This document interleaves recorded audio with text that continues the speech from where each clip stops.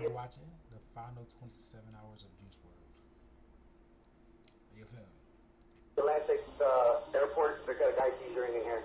This would be the call that unfortunately marked the end of Juice WRLD's life. Just hours prior, he was seen on Instagram joking around and having fun with his entourage in a private jet en route to Chicago. However, whilst on board, the relaxed environment would transform into a state of panic after Juice WRLD also learned that, according to the original leaked case incident report, members of the Gang Investigation Federal Task Force were waiting for them to land at the airport so they could conduct a cannabis/weapons investigation.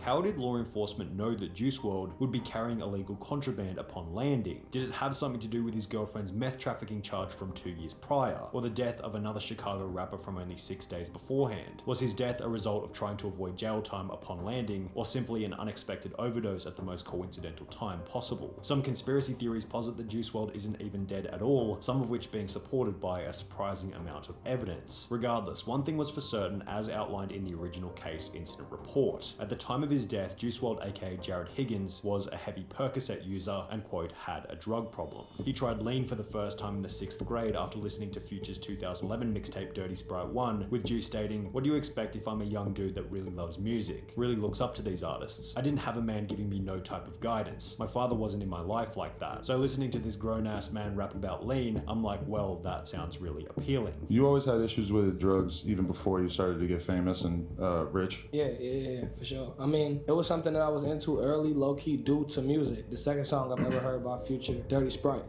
off the first Dirty Sprite mixtape, had me wanting to sip lean at like 11, 12 years old, bro. 2 to 3 years later, Juice found himself getting involved with harder substances. I ran into some Percocets my freshman year, 14, 15 years old, 13, 14. However, despite showing his knowledge about how bad these drugs were, Juice was unable to stop his addiction. Your mind could be telling you hell no, but your body is dependent, so it's like it could tear you apart. Battle. His music often referenced needing to take these substances as a coping mechanism for what his girlfriend explained to be an anxious, overactive, fast-paced mind. Being so famous with access to such a large pool of money also seemed to influence Juice WRLD's drug problem. Do you feel like you fell into that trap though, as you started to get money and stuff, you just started to do more and more drugs and kind of let it get bad? I would say, I guess somewhat. While in a different Instagram livestream, he'd state that money did almost nothing to fix the problems that had caused his drug addiction in the first place. I deal with anxiety and depression just because you got money. Money is the answer to certain problems, but it is not the answer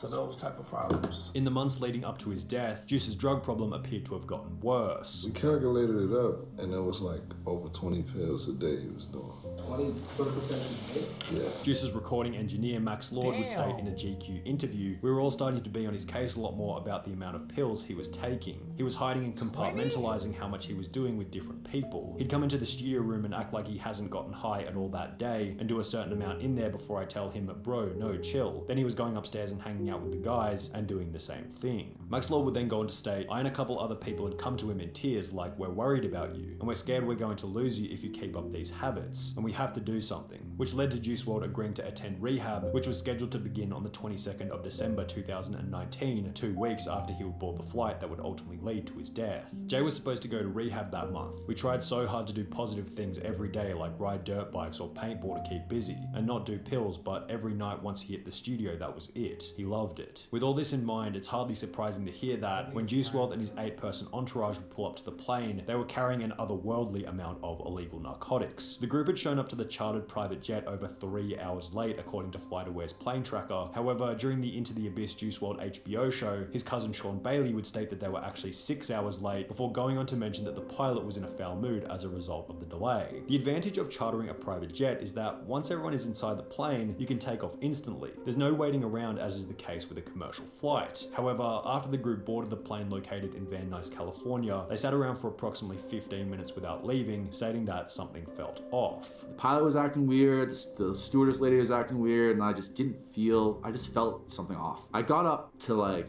yo, we should leave. You know what I mean? I got up and walked to the door and then like, crazy, to see if the cars were still there, and I'm like, because I was gonna be like, yo, let's just get off this plane right Yeah. now. Like, something's not right. The details are foggy, but this seems to have been the time during which the pilot of the flight notified law enforcement in Chicago about the contraband on board. This move has since proven to be incredibly controversial online, with rappers such as Boosie as well as Juice's girlfriend claiming that the pilot's snitching had resulted in Juice's eventual death. I've lost two of the most important people in my life because of snitches. However, others such as this lawyer on Twitter stated the pilot was trafficking drugs and guns involuntarily and wanted to go home to his family. This is in no way his fault, children. There are multiple Reddit posts arguing about whether or not the pilot is in the wrong, so it's probably best approached by drawing your own conclusion. However, all of this is still assuming that the pilot was the one who notified law enforcement in the first place. There's no confirmation of this in the official police report. Other theories posit the law enforcement planned on searching Juice's jet, as only 5 days prior, the FBI had arrived in Chicago to investigate a gang-related murder of another rapper going by the name of Shooter Shells. Shooter Shells had released a diss track just prior to his death, aimed at a rival gang distantly related to Juice WRLD's record label. So it is possible that the searching of Juice's jet had been a result of suspected gang activity, considering the official police report does mention that the search was for cannabis/weapons. Regardless of the motive behind the search, one thing was for sure. The agents weren't leaving Chicago airport until the plane had been searched in its entirety, which would be relayed to those on the plane as they flew toward Chicago. Everything was normal and everything was fine, and once we started getting closer to Chicago and we started getting service on our phones, our security guard,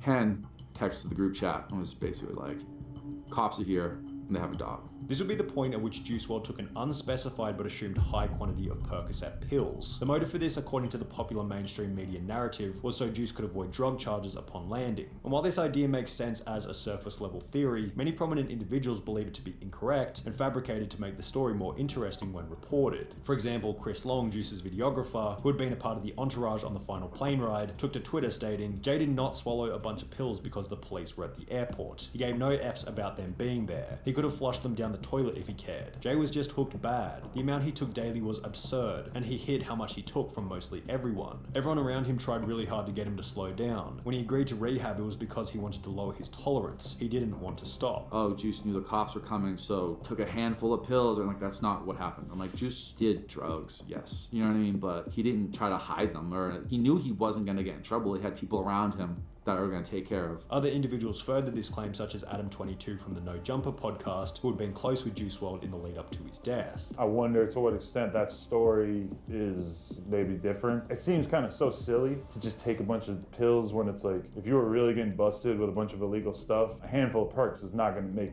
a dent in the case. Perhaps Juice took a high dosage to alleviate his anxiety, knowing that he was probably going to be arrested after landing. Alternatively, maybe he knew he was headed to jail for the night as a result of the other stuff on board and was taking an extra high dosage to avoid withdrawal later. Whatever the motive happened to be, the pills had been taken and there was no going back. After landing in Chicago at 1:30 a.m, the group would embark from the plane before taking a seat in the empty private jet terminal. According to the official case incident report, a police canine dog then entered lobby, began search, and immediately indicated a positive alert on a suitcase on the first cart. The dog then left and re-entered lobby for search of second cart. Canine immediately alerted on a suitcase on the second cart. Upon opening the first bag, ROs discovered a large amount of vacuum-sealed green leafy substance, suspected cannabis, and when they say large amount, they mean large amount. Juice WRLD and his entourage had packed a total of 70 pounds of cannabis into their suitcases in preparation for Juice's birthday, which had been scheduled for the night after he would die. This weekend, we're going to Chicago to celebrate his birthday. It was just his birthday the other day,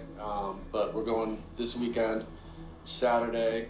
We're flying out there. We're gonna have a birthday party with his mom and family and friends and stuff like that from out there, so.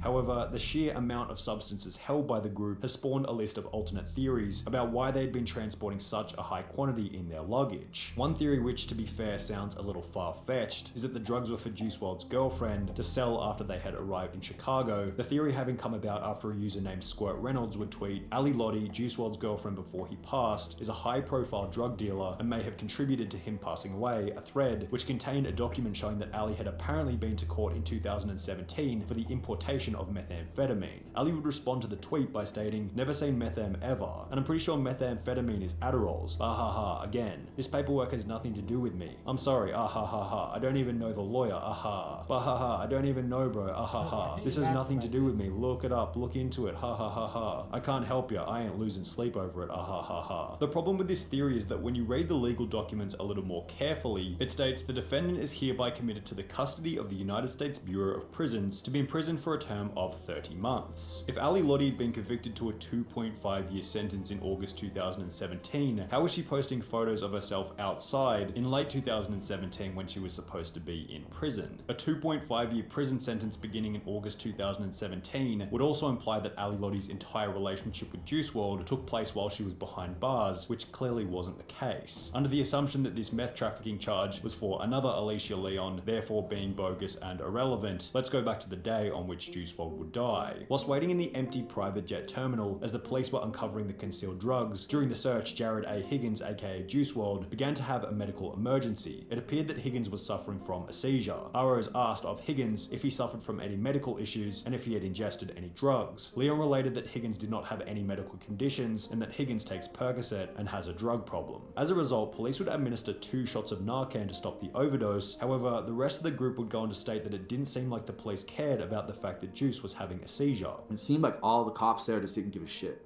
Like they sat there very nonchalantly and like Ali's screaming to call 911. Following the realization that Juice WRLD was overdosing, he'd be rushed to the Advocate Christ Medical Center before being pronounced dead at 3:14 a.m, with the autopsy ruling the cause and manner of death to be oxycodone and codeine toxicity/accident. And while this would tragically mark the end of Juice WRLD's life, it would begin a string of conspiracy theories which put forward the idea that Juice WRLD wasn't really dead. I may sound crazy, but please listen up. I don't believe Juice WRLD's dead. Here's why. Those who believe the conspiracy reference tweets such as this one from 2017, which read, "My goal is to get overly famous, shine for a couple years, then fake my death." In the song Legends, Juice would write, "What's the 27 club? We ain't making it past 21," which was certainly interesting considering Juice had died only 6 days after his 21st birthday. This was accompanied by him mentioning that he felt like John Lennon in the song All Girls Are the Same, which many consider to be further evidence for the conspiracy since they both died on the same day of the year, December 8th. In addition to this, an artist by the name of Clever, who had collaborated with Juice WRLD in the past, would release an album titled Crazy in early 2021, with the first letter of each song on the album spelling out the sentence Juice WRLD is alive. So if he wasn't dead, where had he gone? Spelling out the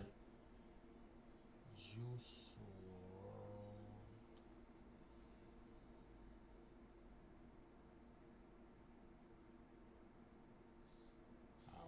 sentence Juice WRLD is alive. So if he wasn't dead, where had he gone? Well, the main theory is that Juice WRLD's currently living in the Bahamas. This theory began after he posted a photo in October 2019 on Instagram of a private jet with the numbers N999EH. By tracking the plane, it can be seen that instead of flying from LA to Chicago on the date of Juice's death, it instead flew to Nassau in the Bahamas. However, the problem with this conspiracy is that the N999EH jet was more than likely a rental jet owned by a charter company, meaning that it could have been anyone flying to the Bahamas on the day that Juice died. It's probably important not to give these conspiracy theories too much attention, as the ludicrousy of them could probably be seen as disrespectful to those who had to witness Juice's unfortunate passing, and the emotion shared by those in his inner circle is almost certain evidence for his tragic death at 3:14 a.m. on the 8th of December 2019.